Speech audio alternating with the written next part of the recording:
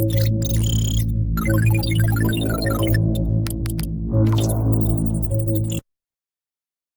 सभी साथियों को मेरा नमस्कार। आप सभी का स्वागत है हमारे अपने YouTube चैनल विश्वा टेक में। आप सभी से मेरी एक छोटी सी रिक्वेस्ट है कि वीडियो को आखिर तक ज़रूर देखें, और यदि अभी तक आपने हमारे चैनल को सब्सक्राइब नहीं किया है तो प्लीज़ हमारे चैनल को सब्सक्राइब कर लें और बेल आइकन को भी प्रेस कर दें, ताकि हमारी नई वीडियो का नोटिफिकेशन आपको सबसे पहले मिल सके। तो आइए शुरू करते हैं आज का टॉपिक, जो फर्स्ट यूनिट से बिलोंग करता है। आज का टॉपिक हम लेंगे राइटिंग फॉर द वेब, यानी कि वेबसाइट्स के लिए लिखना, वेब पेज के लिए लिखना किस तरीके से लिखा जाता है।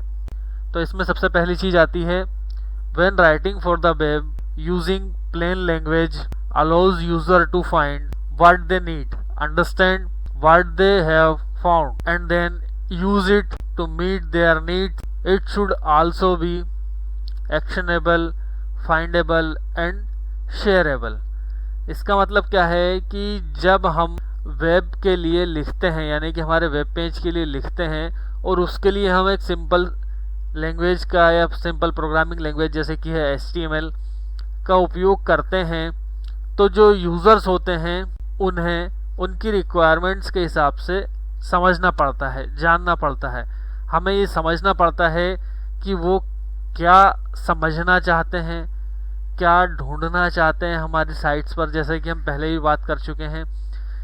तो इन सारी चीज़ों को जानने के बाद हमें वो चीज़ें जो रिक्वायरमेंट्स हैं यूज़र्स की, उन्हें अपने वेब पेज पर या अपनी वेब पर, वेबसाइट्स पर इम्प्लीमेंट करना होता है। अब जो भी चीज़ें हम यूज़र्स की नीड के अकॉर्डिंग हमारी वेबसाइट्स पर जोड़ेंगे, वो एक्शनेबल भी हो सकती है, यानी कि यूज़र उसको एक्सेस करे, और फाइंडेबल भी हो सकती है, यूज़र्स उसको ढूंढे, शेयरेबल यानी कि उसको अगर कंटेंट अच्छा लगे, उसकी नीड पूरी हो जाए तो वो उस कंटेंट को शेयर भी करे। इसी में आगे देखते हैं, it's important to understand how what you are writing fits into the overall content strategy, what the content life cycle entail and who is involve in the process.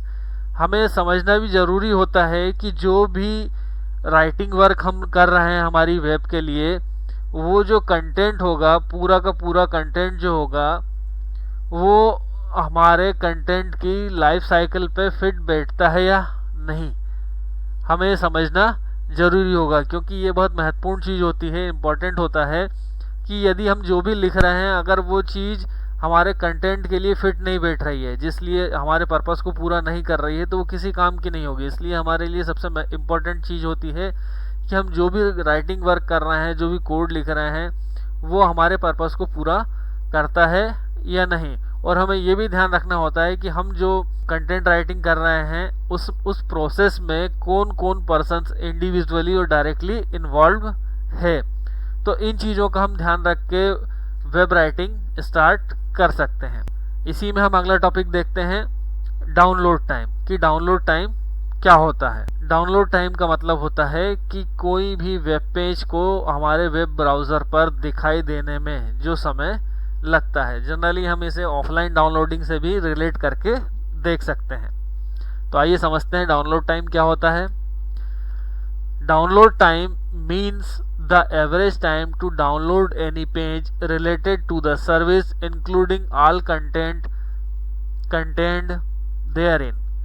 Download time shall be measuring using a vendor supplied program and by clock, and shall be measured to the nearest 1/10 of a second for each page, commencing from the operative input from the user, whether by keyboard, mouse click or any other input device।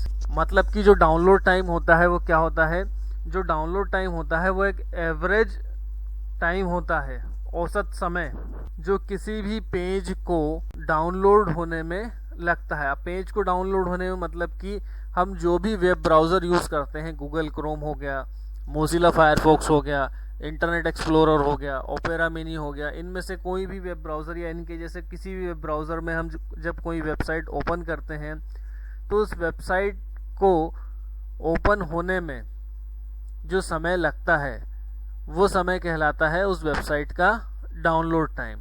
यानी कि वो website जब पूरी तरह से हमारे web browser पर open हो जाती है तो उसमें लगा समय कहलाता है डाउनलोड टाइम।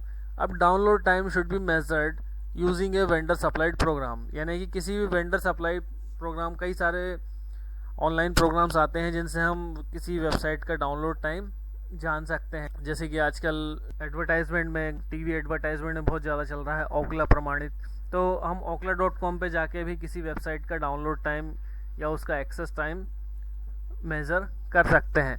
और इसका सबसे सही तरीका होता है, यदि हम डायरेक्टली इसको इनपुट से सर्च कराना चाहें या वेंडर प्रोग्राम्स भी जो होते हैं वो किस तरह से इसको चेक करते हैं, तो इसको चेक करने के लिए जो तरीका होता है कि एक तो कोई वेंडर सप्लाइड प्रोग्राम हो और एक क्लॉक सिंपली, जिससे हम टाइम मेज़र कर पाएँ। और ये सारी चीज़ें जो होती है 1/10 ऑफ ए सेकेंड, यानी कि 1 सेकेंड के 10वें हिस्से में कैलकुलेटिंग हो सकती है, कैलकुलेट की जा सकती है। तो इसके लिए सिंपली एक फार्मूला यूज़ किया जाता है जिसको हम एक सेंटेंस में डिक्लेयर कर सकते हैं कि download time is equal to total web pages divided by connection speed. अब ये इसका एक फार्मूला होता है जिसको हम सेंटेंस में या एक स्टेटमेंट में डिक्लेयर कर सकते हैं, लेकिन इसमें हमें एक छोटी सी चीज़ ध्यान रखनी होती है कि जो डाउनलोड टाइम होता है वो सेकंड में निकालना होता है। अब सेकंड में जब डाउनलोड टाइम निकालना होता है तो जो टोटल वेब पेजेस हैं उनका जो साइज़ होगा उस साइज़ को हमें बिट में नापना पड़ेगा, बिट्स में। मेमोरी यूनिट जो होती है, सबसे छोटी मेमोरी यूनिट्स होती है बिट्स, उसमें हमें मेज़र करना होगा टोटल वेब पेजेस को। और हमारा जो इंटरनेट कनेक्शन है, चाहे हम वायरलेस यूज़ कर रहे हों, चाहे ब्रॉडबैंड यूज़ कर रहे हों या लैंडलाइन कनेक्शन यूज़ कर रहे हों, तो उसकी जो स्पीड होगी वो भी बिट्स पर सेकंड में हमें लेनी होगी।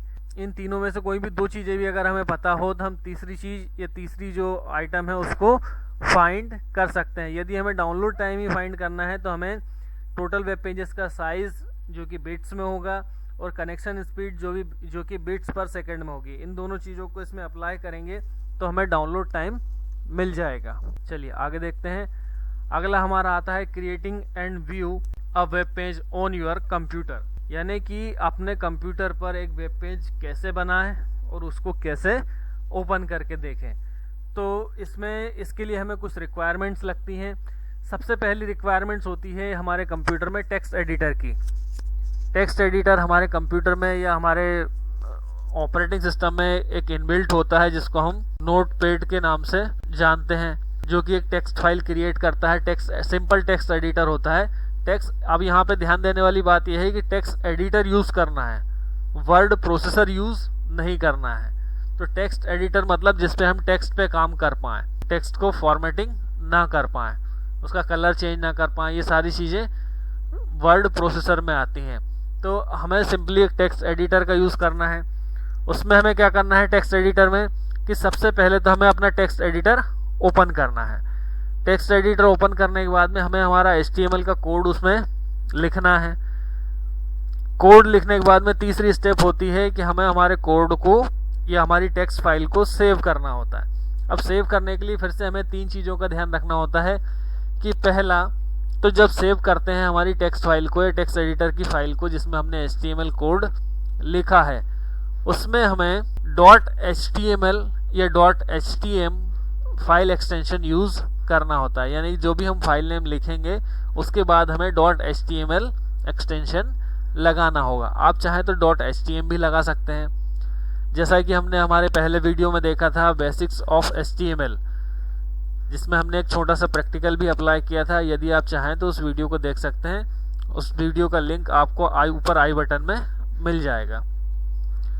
अब फिर इसी में आता है डोंट यूज एनी स्पेस और special character in the file name, यानी कि जो हम फाइल नेम देते हैं उसमें कोई स्पेशल कैरेक्टर और एक्स्ट्रा स्पेस, यानी कि किसी भी तरह का कोई स्पेस और स्पेशल कैरेक्टर हमें यूज़ नहीं करना है फाइल नेम में।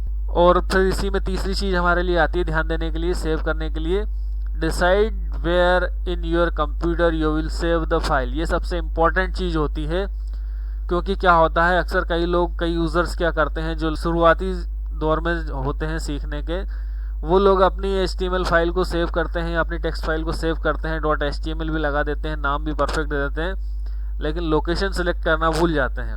तो वो जैसे ही लोकेशन सेलेक्ट करना भूल जाते हैं और सेव करके बाहर आते हैं तो फिर ढूंढते हैं कि हमने हमारा HTML कोड कहाँ सेव किया है, तो उसे ढूंढने में थोड़ी सी परेशानी होती है। बाय डिफ़ॉल्ट अगर डॉक्यूमेंट्स फोल्डर सेलेक्टेड होगा तो प्रॉब्लम नहीं है, लेकिन अगर और की लोकेशन सेलेक्टेड होगी तो प्रॉब्लम क्रिएट होती है कि उस वेब पेज को कैसे ढूंढा जाए।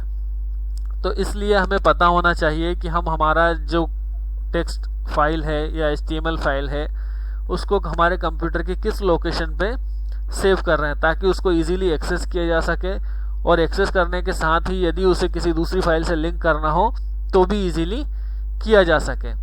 और इसमें हमारा फिर चौथा स्टेप आता है टेक्स्ट एडिटर के बाद में, कि हमने क्या किया है, अपना टेक्स्ट एडिटर ओपन किया है, HTML का कोड लिखा है, अपनी फाइल को परफेक्टली तरीके से सेव किया है और हमें पता भी है कि हमने उसको कहाँ सेव किया है। तो आप सिंपली उस फाइल पर डबल क्लिक करके या राइट क्लिक करके किसी वेब ब्राउज़र में उस फाइल को ओपन कर सकते हैं जिसको आपने सेव किया है। अब जैसे ही आप उसको वेब ब्राउज़र में ओपन करेंगे तो आपने जिस पर्पस के लिए, जिस आउटपुट के लिए कोड लिखा होगा वो कोड एग्जीक्यूट हो जाएगा। इन सारी चीज़ों के बाद अगर आप थोड़ा सा आगे बढ़ते हैं तो आपको एक इंटरनेट ब्राउज़र चाहिएगा, जो कि ज़रूरी है हमारे वेब पेज को एक्सेस करने के लिए।